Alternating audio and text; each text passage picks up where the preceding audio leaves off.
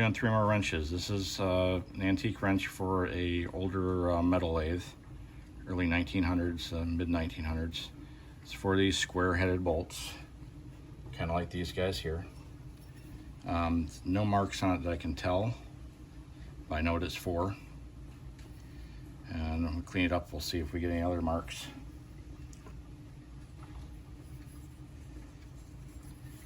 This one's really neat. This is an 11/16 and a 1 1/16, I believe. And it's got a ruler that's actually built into the wrench here. It's actually part of the casting or stamping when they make this. Can't really make out what it says. I'll figure that out after I clean off the rust, and we'll see.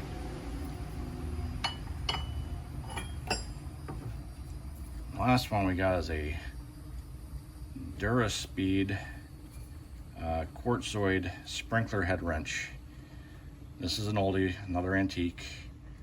Don't know what type of sprinklers it goes to.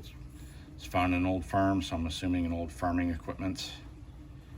I'll clean her up, make her look nice,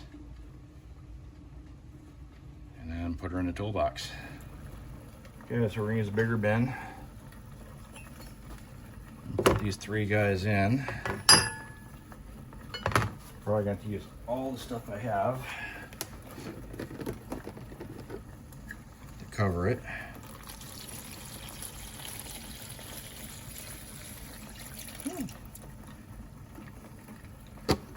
I covered it just fine. We're going to add this other stuff in though too.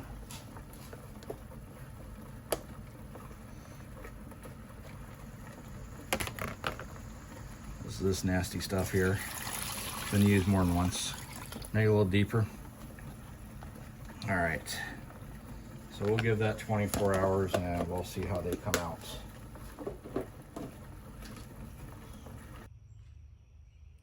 All right, I went a little long in the soak here. It's been over a week, so we're gonna grab those wrenches out.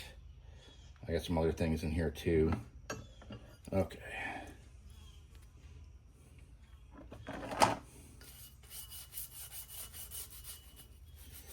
This is the wrench that's got the inch and plus signs on it. Had some rust on it, wasn't too bad.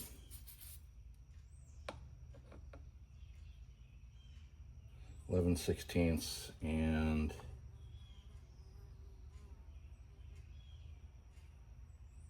can't read that side. Let's measure it normally. All right, it's that one. Wipe that one down.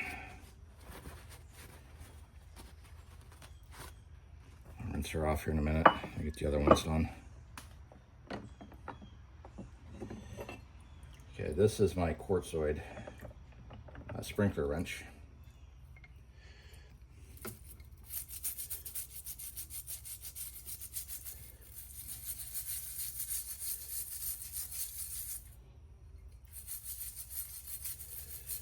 That one cleaned up really nice.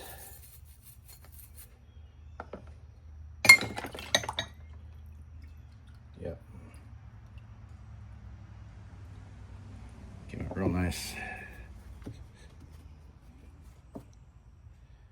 And I got one more in here. That's this guy. That's a lathe lantern, or a lathe tool post for square nuts.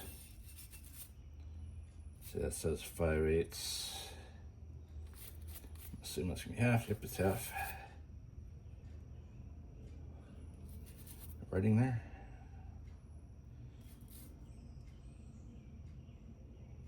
(1.534). That was not visible before.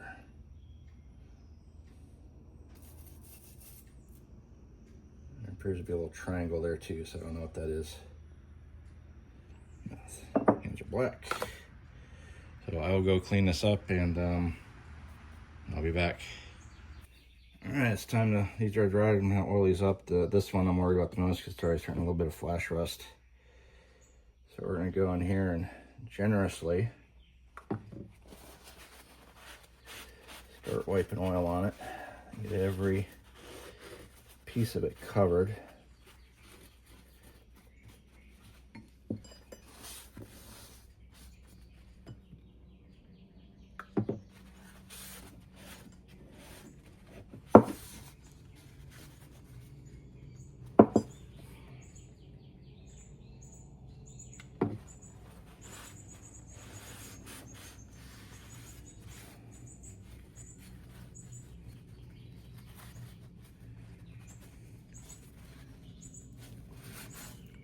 The only pain with these older ones and these raised letters is getting all the oil in it and getting it to seep in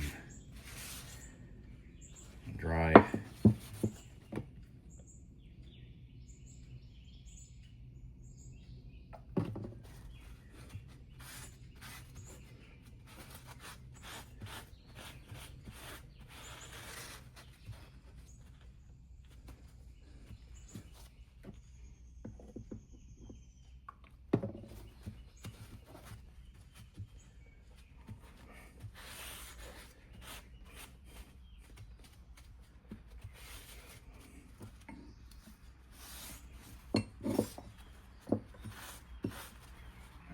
Put it over here on this cloth and let it dry and soak out.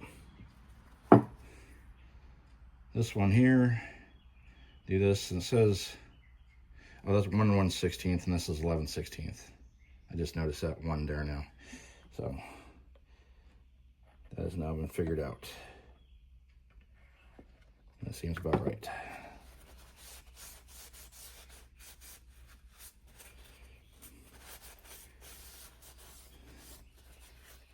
Never found a maker's mark on this one, but this one's interesting that it's got a ruler on it. I've never seen that. That's just kind of a cool idea to do with kind of, you know, wasted space. Put a company logo on there or something, or you can make something useful. And this came from a estate sale from a farm.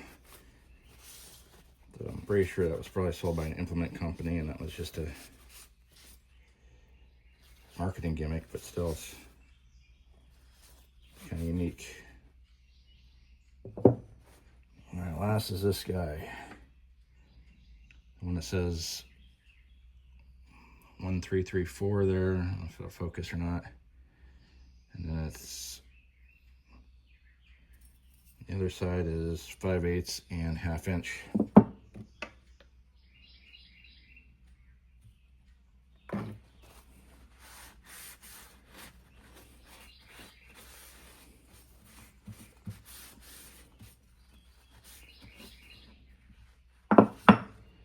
And for someone that's got an antique or an older either mill that uses those and wants a period correct tool, it goes with their machine, this will be for them. I don't like to just collect tools. I like to make sure they're used, because you hang them up like at Applebee's or something like that, or TGI Fridays.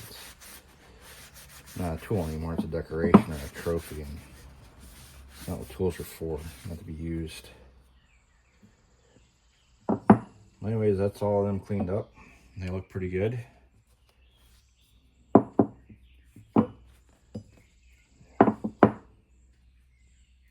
Yeah, I'll take a little bit of extra just to get the extra out of it, but cleaned up nicely.